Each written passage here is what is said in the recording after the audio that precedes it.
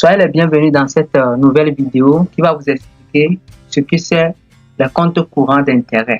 Et comme je l'avais expliqué déjà, le compte courant des intérêts, vous allez voir que lorsque vous ouvrez un compte au niveau de la Caisse nationale d'épargne, où vous allez à chaque moment faire des retraits, faire des dépôts, ainsi de suite, vous allez voir que les intérêts qu'on va essayer de calculer ne se calculent pas directement sur votre capital. Vous allez voir qu'à tout moment que vous faites le retrait ou bien vous faites le dépôt, vous mouvementez votre capital et cela est un peu compliqué à calculer d'un seul coup.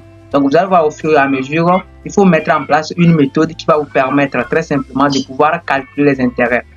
Donc raison pour laquelle, comme je l'avais dit, on a trois méthodes, méthode hambourgeoise, méthode directe et méthode indirecte. Ces trois méthodes-là, à travers cette application, on va voir si ces trois méthodes-là aboutissent à un même intérêt. Donc sans plus tarder, on va voir. On dit Monsieur Destin, donc c'est en 2006 qu'il a ouvert son compte.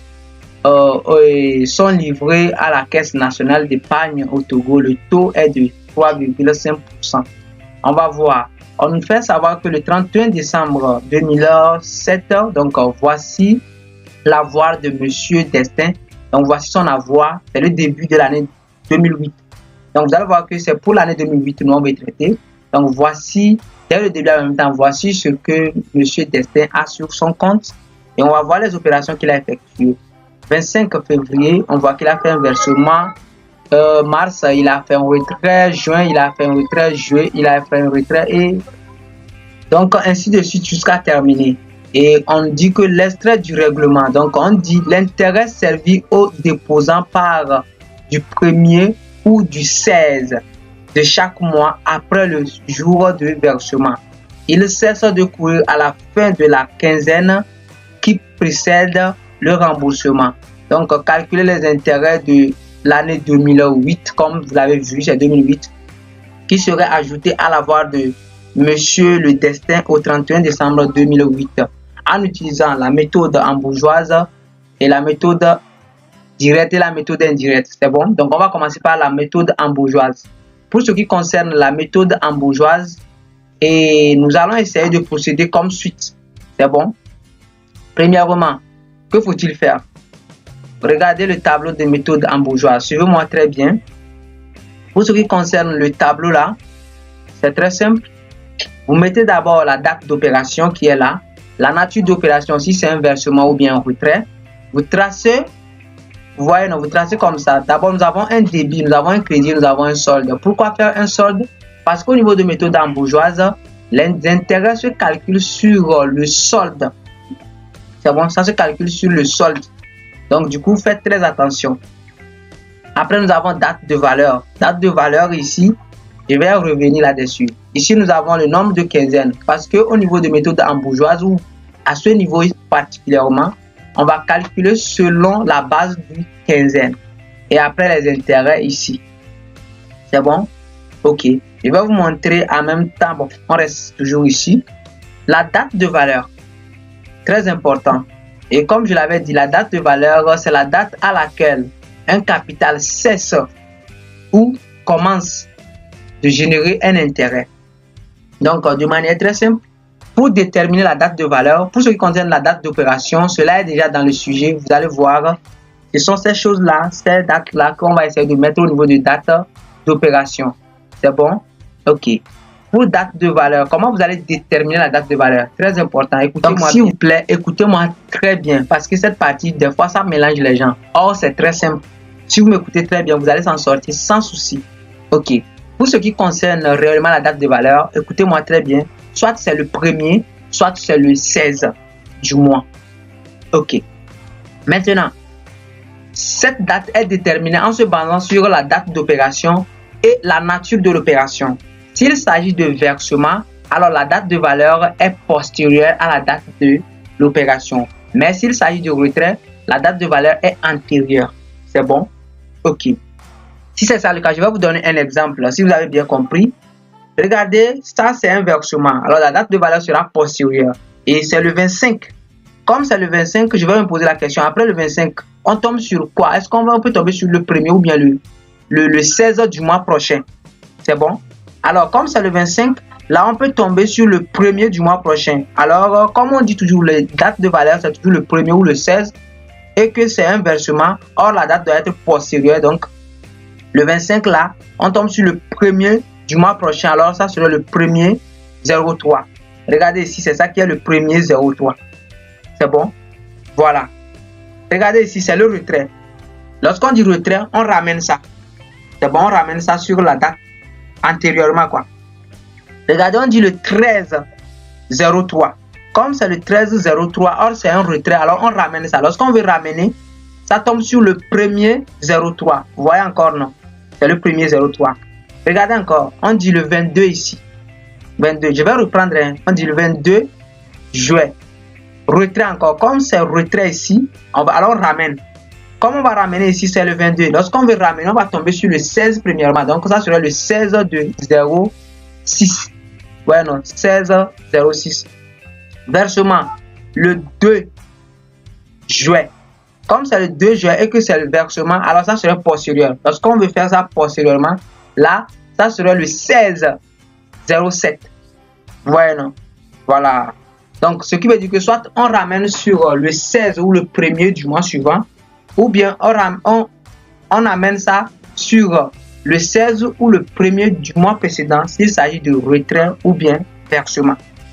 Alors, je vais recommencer, je vais déterminer les dates là au fur et à mesure et on finit. Alors, l'opération le 31-12-2007, c'est avoir. Pour l'avoir là, on sait que c'est, comme c'est avoir, c'est au crédit. Et on met le solde. C'est bon? Ok. Et puis on met le premier 01-2008. Vous êtes d'accord? Ok. Le 25 février 2008. Moi, je ne sais quoi faire. Mais on me dit que c'est un versement. Alors, lorsqu'il s'agit d'un versement, alors je ramène ça sur soit le premier ou bien le 16 du mois prochain parce que c'est un versement.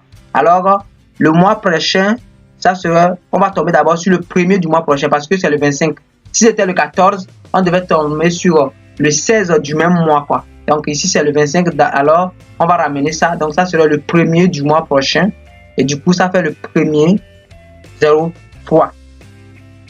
Ici, le 13, ok, il s'agit de retrait. Comme il s'agit de retrait, on ramène ça.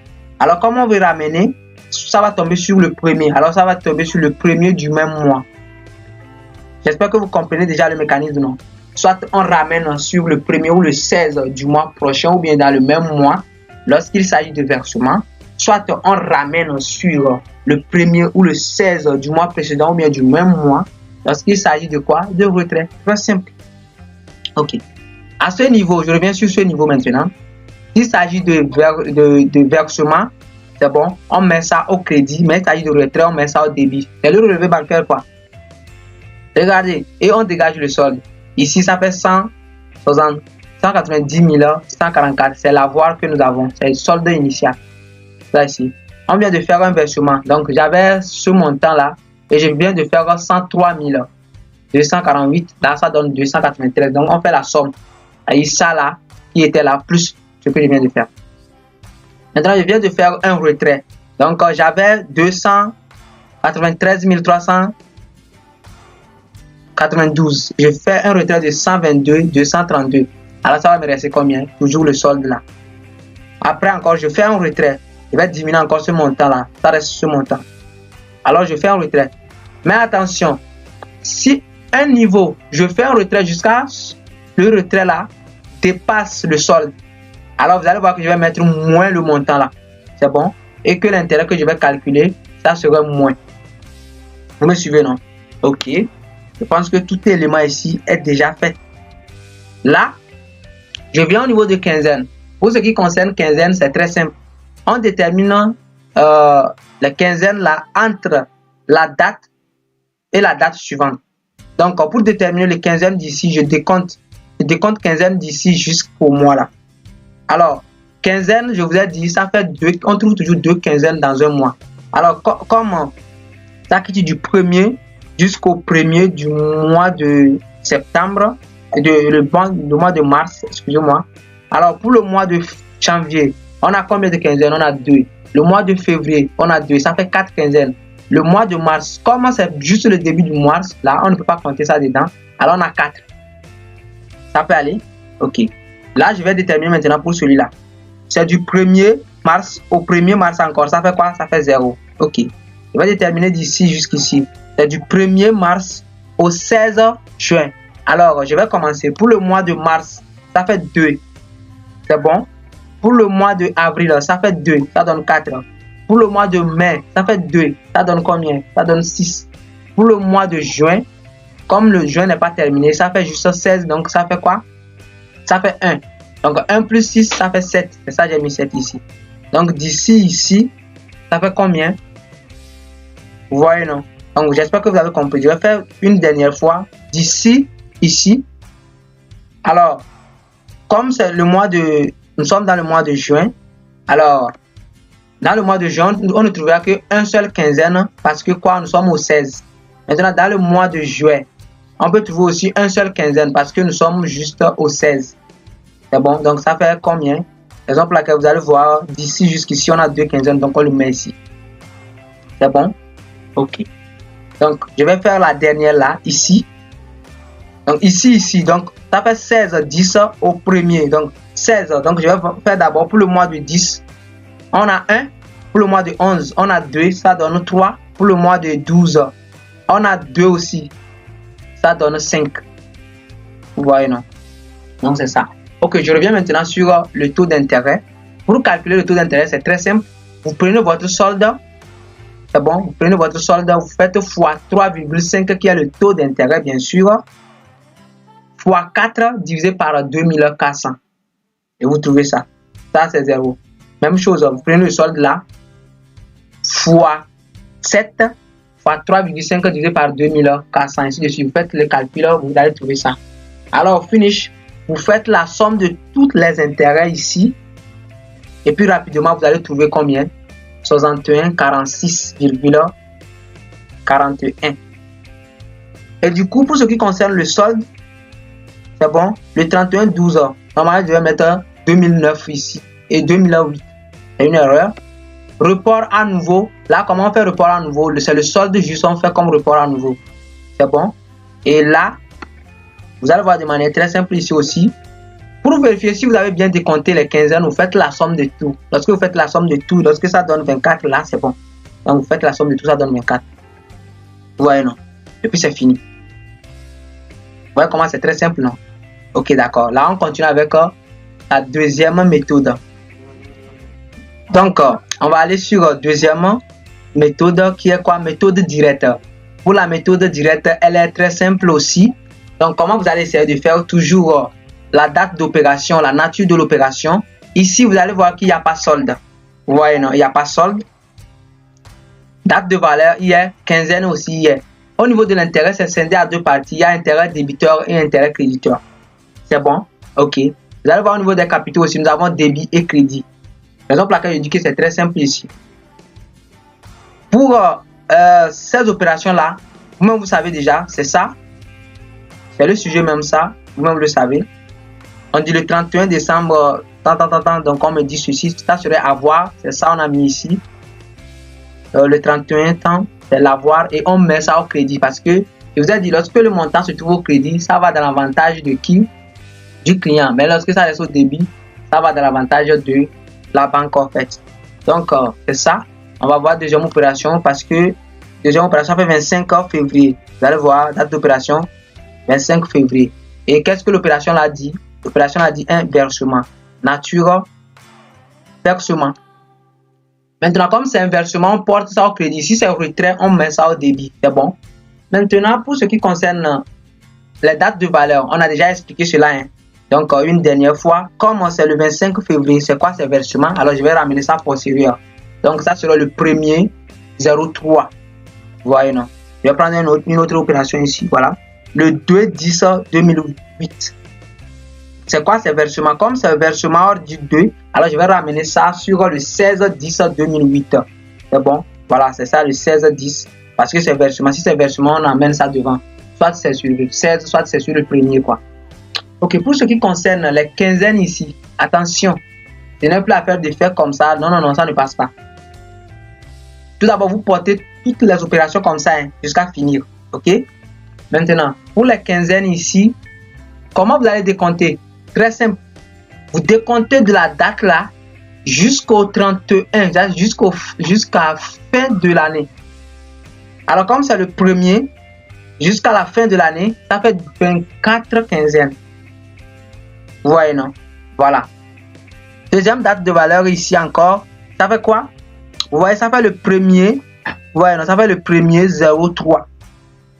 Voilà. Comme c'est le premier 03, vous allez décompter du premier 03 jusqu'au 31 décembre. Vous voyez, non? Mais ne faites pas l'erreur là de décompter jusqu'ici. Non. Faites juste ici. Comme c'est le premier 03, alors on a fait combien de mois avant que le mois là n'arrive? Donc, ce qui veut dire qu'on a fait d'abord janvier, février. Vous voyez, non? Donc, janvier, février, ça fait 4 mois, non? Alors, je prends 24 parce que toute l'année, ça fait 24. Donc, je prends 24 moins 4 qu'on a fait, ça donne 20. Je le mets ici. Au lieu de commencer à décompter jusqu'à... Non, non, non. Donc, d'ici jusqu'ici, c'est même date, alors je mets 20 là encore. Maintenant, du 16 juin, là, du 16 juin, donc je vais ramener ça, je vais décompter de cette date jusqu'au 31 décembre. Les quinzaines, bien sûr. Alors, ici, il ne faut pas faire ce que j'avais fait en haut là pour revenir. Tu peux revenir, hein, décompter d'abord, ou bien tu peux aller. Donc, moi, je vais aller devant. Donc, alors, je vais compter. Pour le mois de 6, j'ai 1 quinzaine. Le mois de 7, j'ai 2 quinzaines. Le mois de 8, donc 2 plus 1 là, ça fait 3. Hein. Le mois de 8, j'ai 2. 2 plus 3, ça fait 5. Le mois de 9, j'ai 2 encore. Plus, vous voyez, non? Donc, raison pour laquelle c'est très simple pour aller. Que faut-il faire? Je vais utiliser une autre méthode pour aller rapidement. Pour le mois de juin, j'ai 1. Donc, je garde le 1 là. Je compte juste les mois. Mois de juin, c'est bon. Mois de juin, j'ai 1 là-bas, je garde ça. Maintenant, je vais compter les mois qui sont au milieu. Donc, juin, ça fait 1. Vous voyez, non? Donc, ça fait 1. Donc, ça fait 7. Ça fait 1. 8. Ça fait 2. 9. Ça fait 3. 10. Ça fait 4. 11. Ça fait 5. 12. Ça fait 6. Donc, je prends 6 là multiplié par 2. Vous voyez, non? Parce qu'on dit chaque mois compte 2 quinzaines. Donc, j'ai déjà décompté du mois de juin là. Donc, je laisse d'abord le mois de juin. Je décompte jusqu'à décembre. Donc, je sais que ça fait 6 mois. 6 mois à la fois 2. Parce qu'on a 2 quinzaines dans le mois. Donc, ça fait 12. Plus 1 qui se trouve dans le mois de juillet. Et dans le mois de juin, ça fait 13. Vous voyez, non? 13. Maintenant, ce mois-ci. Pour ce mois, on dit 16 ici. Donc, pour 16 ici, donc on va encore décompter. Je laisse d'abord le mois de 07 là. Donc, ce qui reste, je sais que ça donne 15 mois. Et ça donne 5 mois plutôt, excusez-moi. Après ce mois, ça donne 5 mois pour que l'année se termine. Donc, je fais 5 fois 2, ça fait 10. Plus 1 qui reste dans le mois là, ça fait 11. À ce niveau, ça fait le premier 09. Alors, 09, ça reste combien pour que le mois termine? Ça reste... Comme ici, c'est le premier, alors je peux compter tout le mois là encore là-dedans. C'est bon? Donc, ça fait 4 mois. C'est bon? Ça fait 4 mois. Celui-là aussi est dedans parce que c'est le premier, quoi. Donc, 4 fois 2, ça fait 8. Vous voyez, non? Donc, c'est comme ça que je décompte. Je décompte jusqu'au finish. Maintenant, comment je vais calculer les intérêts? C'est très simple. Chaque niveau avec son intérêt. Je calcule l'intérêt de débit, je le mets au débit. Intérêt de crédit, je le mets au crédit. Alors, ça là, 190 144 fois 24. Vous me suivez, non? Fois 24 fois 3,5 là, qui est le taux divisé par 2400. Je trouve l'intérêt, je mets ça ici. Celui-là, je le trouve, je prends ça là, multiplié par ça, multiplié par 3,5, je le mets ici. Arrivé à ce niveau, je prends celui-là aussi. C'est bon? Je multiplie par le 20, je multiplie par 3,5 là, qui est le taux bien sûr divisé par 2400. Je le mets ici. Ainsi de suite. Maintenant, je fais ça jusqu'à ce niveau, hein, vous voyez, non? Ok, très bon.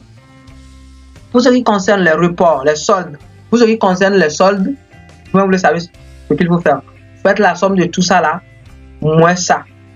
Et la partie inférieure, vous le mettez. Donc, vous allez voir que celui-là est supérieur de celui-là de 326 622.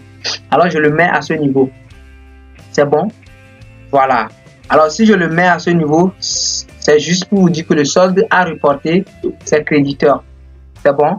Ok, pour ce qui concerne les intérêts, vous prenez d'abord, vous faites la somme des intérêts créditeurs et vous faites la somme des intérêts débiteurs. Vous allez voir que la somme des intérêts créditeurs surpasse la somme des intérêts débiteurs de combien?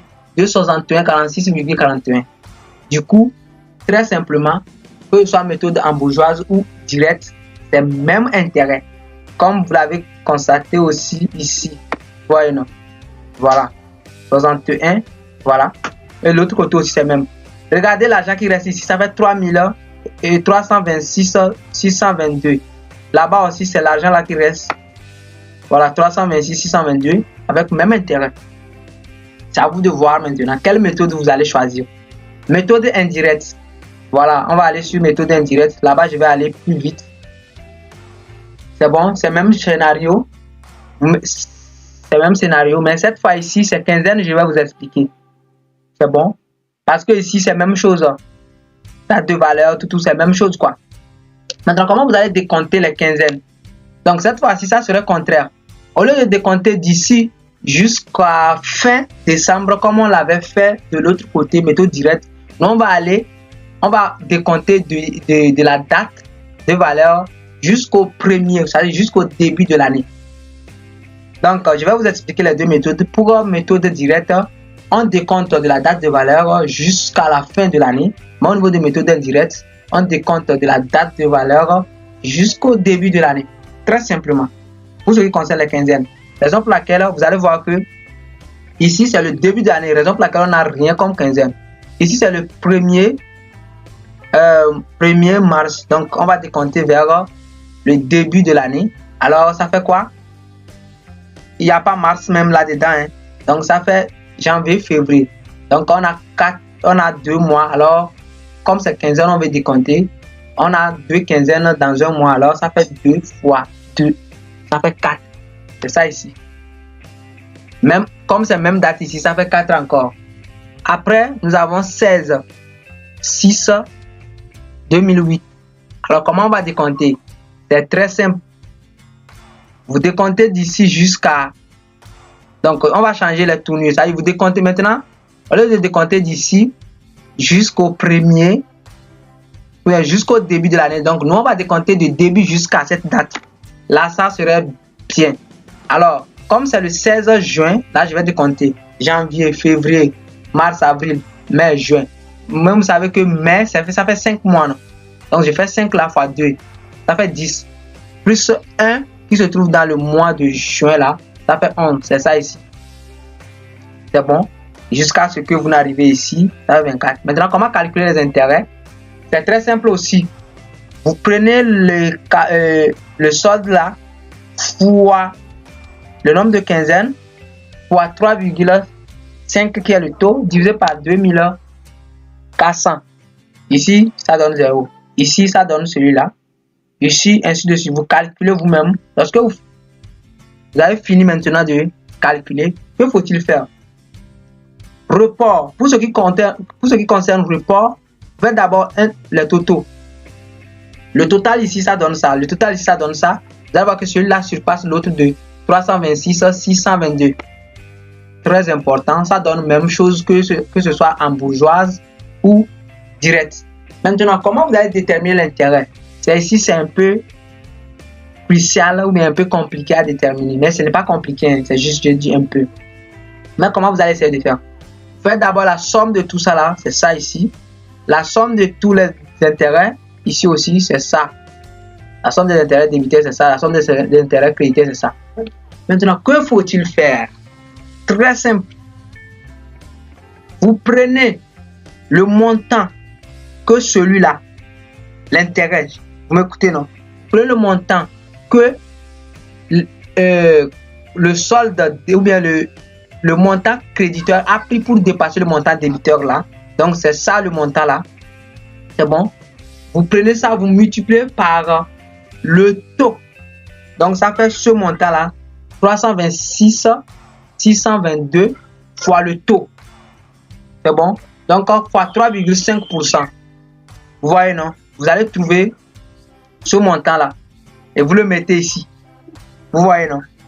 Ce n'est pas encore fini. Lorsque vous faites ça, vous prenez le montant là, l'ancien, plus le nouveau là. C'est bon. Lorsque vous prenez l'ancien débiteur plus le nouveau, ça donne un montant. Maintenant, vous faites moins cette partie-là et vous allez trouver ce montant. Vous voyez, non? Donc, c'est comme ça. C'est très simple pour les deux méthodes. Alors, vous allez voir qu'au finish, le solde, c'est ce montant-là. C'est ce qui est toujours les 61, 46, 41. Comme d'habitude, c'est très simple. Alors, si vous n'avez pas compris, reprenez les vidéos. Mais si vous avez compris, alors reprenez vous-même pour que vous vous habituez avant l'examen. Et on se dit à plus pour les prochaines tutoriels. Si vous avez aimé, n'oubliez pas de liker et de dire dans les commentaires vous avez compris. Merci.